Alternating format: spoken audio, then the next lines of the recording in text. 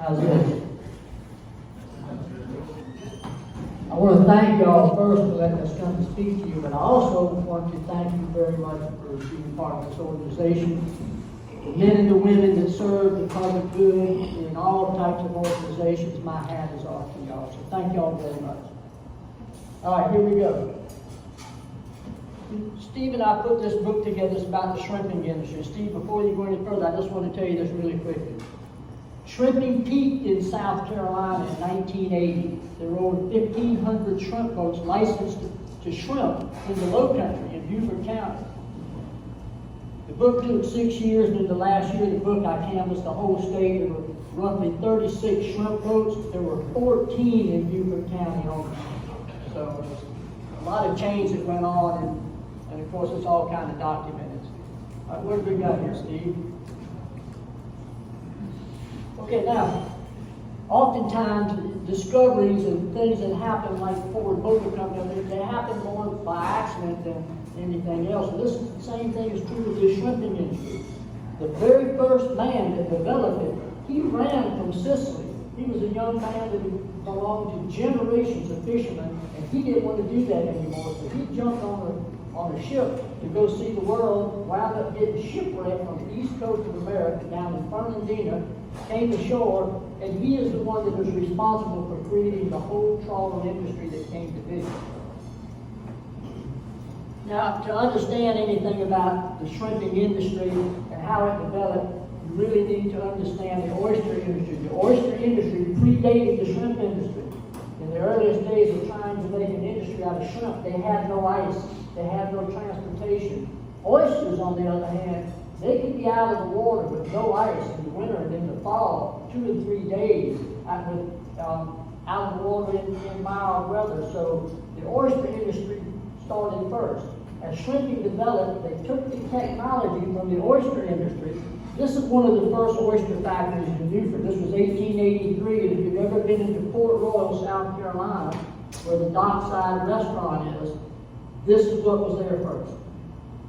In 1909, they moved from Port Royal up Factory Creek in Beaufort.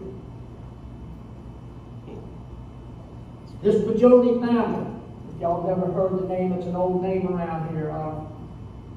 These are labels that they used in the 20s and 30s when they packed shrimp and canned them before they were using ice and all, and they shipped them all over the world and all over the United States. One of these family members, the 5th generation of them, has dug out all these old labels, and now they're making things that they towels and coffee cups and all kinds of things using these old labels. Beautiful old artwork. The progenitor of all of these Bajolis, the first one into this country, left Italy in like the 1850s. He too wound up getting shipwrecked on the west coast of Florida. He migrated across there and came on the east coast, moved up to the Savannah area, and started an industry that was the largest employer in the state for 23 years. An incredible history. Also another shipwreck thing. Now, the oyster industry, even in its earliest days, it did more than just harvest and process oysters. They canned vegetables. This is a scene in Beaufort of the farmers sending tomatoes to the oyster factory in Beaufort to be canned. They canned grapefruit, different kinds of citrus, they canned beans, they canned all kinds of vegetables in the off-season of the oyster industry. The very first boats to come here to begin the shrimping industry showed up in 1924. The Beaufort Chamber of Commerce, we didn't have a shrimping industry here, but it had started down in Fernandina and was moving up the coast. It was in Savannah, in that area. We didn't have any laws or any shrimping in the state of South Carolina at all. So the Beaufort, South Carolina Chamber of Commerce went down to Fernandina, Florida, and got this one man that had a small fleet of boats to bring them up to start the industry in Beaufort County. They started it in Port Royal, South Carolina. He was Portuguese. He came in here with his 9 to 12 boats, and every one of them were named after his wife, Jessie. Jessie was 20 years younger than he was. It was the Jessie 1, Jessie 2, Jessie 3, Jessie 4, 5, 6, 7, 8, 9, 10. These are the style of boats that were here first. This gentleman here is in Sicily, and his name was Vecchio, which means fisherman in Italian. Now, so we just threw that picture up there. This is one of the typical fishermen that came here from the early days. I'm going to have to read this to you now. In 1923, Parris Island had a population greater than Port Royal and Beaufort combined, and its two grocery stores did more business than all the stores of Port Royal and Beaufort combined. Parris Island had more paved roads than all of the rest of Beaufort County, and the best movie theater in the South, which was free to all who lived on the island, but others had to pay an admission fee. A different movie was usually shown each day, and ferry boats ran daily from downtown Beaufort and back to deliver theater goers. And the reason we mention that is Parris Island is instrumental in developing the shrimping industry. Men came from all over the place to get these good government-paid jobs on Parris Island. They had nothing to do with the industry, but their children that lived in Port Royal, since they had to row to Parris Island, there was no bridge. Those are the guys that became associated with the shrimping industry through the Sicilians and the Portuguese that were in Port Royal shrimping. So Parris Island was very instrumental. Without that and those people around Beaufort, no telling what would have happened. I'd like to read you this one too. I'm going to stand over. Can everybody hear okay? All right. In the book, we got a lot of short stories because a lot of people aren't really interested in all the statistics or whatever about the shrimping industry, but there's a lot of personal things. This is a story that's called The Judge's Story. When Captain Joey Morris's father, Earl, retired, he and Captain Joey bought a little country store on Highway 21 on St. Helena Island. Earl had been in the insurance business for 30 years and was never in the legal profession, but was nicknamed the Judge. This little store was not far from a handful of shrimp docks, and shrimpers came there to hang out at the end of the day. There was always beer drinking, joke telling, and tall tale telling, and the like going on there. All of the white booted men were generally congregated at the back of the store, so as not to bother any real customers who may come in. As the evening wore on and supper time was getting close, wives would sometimes call looking for the husbands. But when that happened, the usual thing that happened is the guys in the back would say, "I'm not here." The judge did not like lying to these men. He would get mad as the devil when they did that, because he knew their wives, he knew their children and everything. He just wouldn't answer the phone. The phone would ring and ring and ring. So finally, one time he answered it. He said to Jack, "Can you flip over and show Jack? This is Jack Chapman as a young man on his wedding day. Has the greatest smile in the world. His nickname was Smiley." So anyhow, the judge answered the phone. He said, "Jack, it's Sally for you." Sally was his wife. So Jack said, "Tell her I'll call her back." That never happened. You know, the guys either didn't answer at all, and so everybody was kind of looking at Jack like, "Ooh." So Jack finished his beer, walked up to the counter, picked up the phone. It was a rotary dial. He dialed the phone, and he said, "Sally," he said, "don't you ever call me again when I'm over here drinking beer with my buddies." He said, "I'll be home when I'm damn well ready, and when I get there, dinner better be on the table, and it better be hot." Oh, all the men around him, whoo! The phone rang. Jack had his thumb on the button. He had never really dialed. When the phone rang, he got caught in that same little vein, in that same little store. One gentleman already given the high sign, "I'm not here." Judge would not answer the phone. The phone's ringing and stopped. Then it would start again, ringing and stop.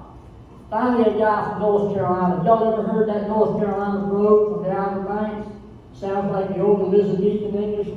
I can't speak it very well. So anyhow, this North Carolina guy walks up there and answers the phone. This woman asked for her husband, Gordon, and he said, "No, ma'am, Gordon isn't here. He just left with his wife." In about 2 minutes, her car rolled up. She stomped in the back, grabbed Gordon, and took him out. All right, now, Joey Morris, Captain Joey Morris. He was telling about when he was scalloping. Let me see if I can find this on. He's telling about when he was scholoping. The last year he was down in the Cape. The last year he was scholoping, they lost 18 boats that year. There's a boat on fire. Well, what had happened, they weren't all lost to bad weather. Times were getting hard then.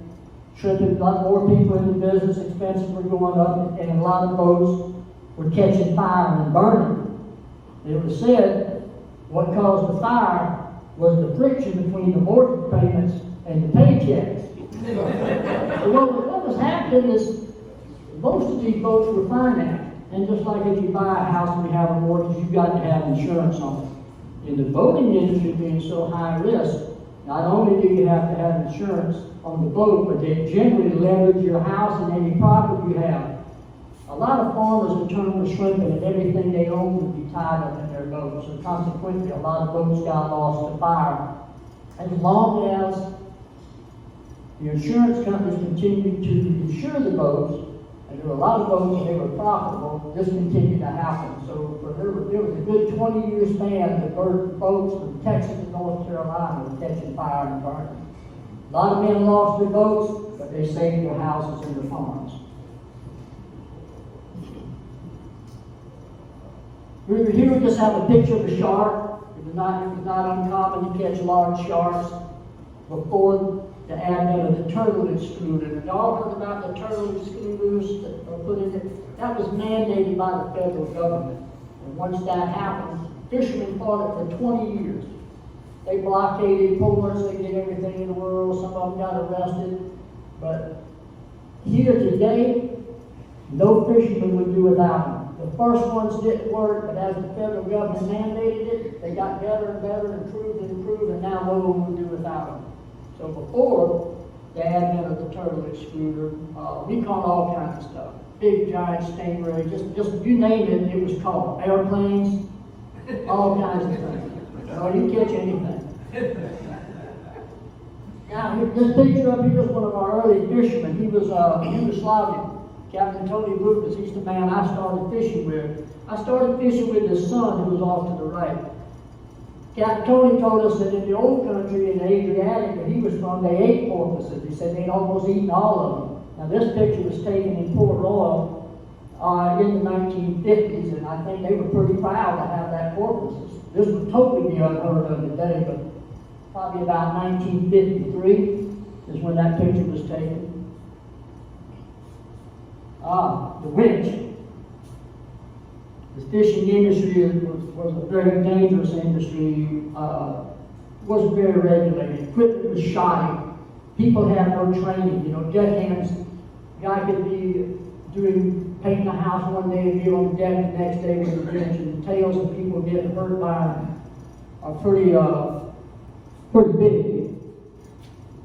So, not being regulated, they could work with a lot of pretty bad equipment. There was a young boy from Beaufort. Can you flip over to the next one, Steve? No, that's a hurricane picture. Hang on. There's a young boy from Beaufort, Ronnie Dillsaver. I talked to Ronnie on the phone. Ronnie's 60-something years old now. When Ronnie was 18, he went to work on the deck of a shrunk boat, totally unexperienced. A boat in Beaufort, Clyde Newton's boat, the Rainbow. The first couple of days out, Ronnie made $900 and he was hooked. So he became a fisherman, a deckhand, and went to Texas with Clyde. The first trip out with Clyde, when they came back to the dock, and unloaded, and not long afterwards, another boat came in. The crewman on that boat was wound up in the winch, he was dead, and young Ronnie had to help remove the body. And it was the son of the man that owned that boat, not the boat Ronnie was on. The tales of the winch happenings are pretty gruesome. Some are in the book, the tale of how the winch came about, and all that is in the book. But like Ronnie said, he quit shrimping as his family started growing, needed a steadier income and everything. And he said, well, he remembers the good days, and there were many more of those than the bad days. Okay, hurricanes. You have to back up one, Steve. Okay, hurricanes. In the 123 years since we've written recordings of hurricanes in the low country have been around and available. There's only 3 storms that bring remembrance, that were strong enough and powerful enough to be remembered in the media and everything else. There was a hurricane in 1893, which probably a lot of people have heard of. This book is about the shrimping industry from roughly 1900 on, so we're not concerned with that storm.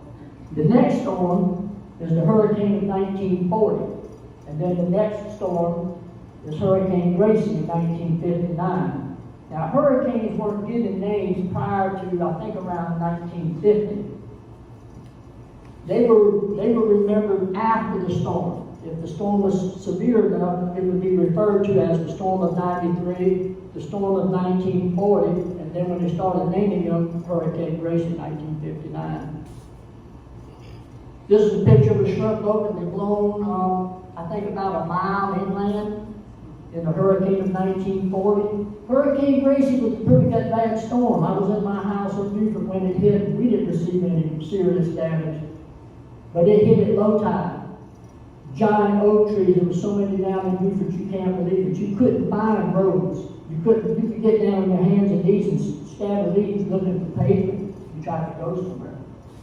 The hurricane of 1940 hit at high tide, and there was wind and water damage.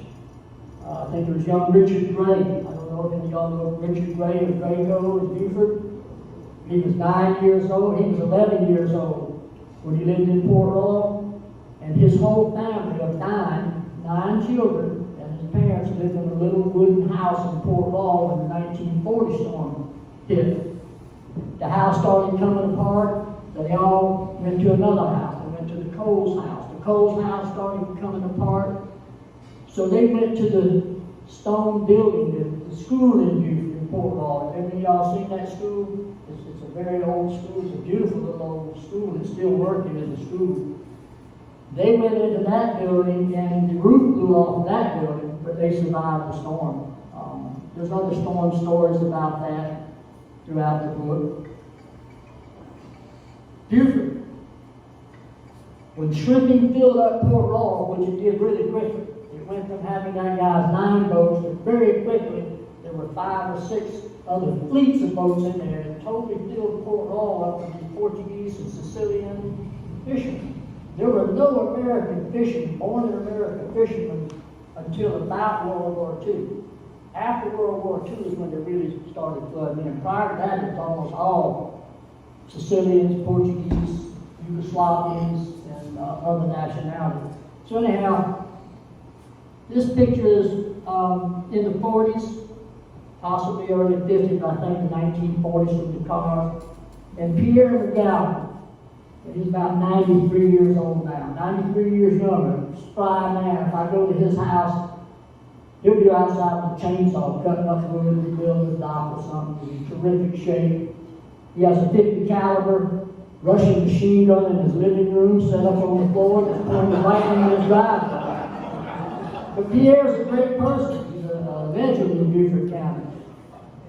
Pierre said, speaking about the shrimping industry on in Beaufort when he was young, he said, there were 2 girls that lived up over the Ritz Cafe. He said he was kind of searching for words. He said, they were ugly. He said, I felt so sorry for those girls. Well, we think what he was referring to was one of the world's 2 oldest professions. Both of them were alive in Beaufort in those early shrimping days, and one of them was shrimping. So that was an early picture of Beaufort. In the early days of shrimping, the guys lived on the boat downtown. The whole where the waterfront park is was filled with shrimp boats. When I was still in high school, I was in the 10th grade, I worked on the boat there, and I lived on the boat in the summertime right there in downtown Beaufort. But anyhow, time to wrap up. This always happens. Anyhow, listen, thank you all very, very much. If anyone cares to buy the book, we're happy to sell you one. Steve's got them in the back. Are there any questions? All right, thank you all very much.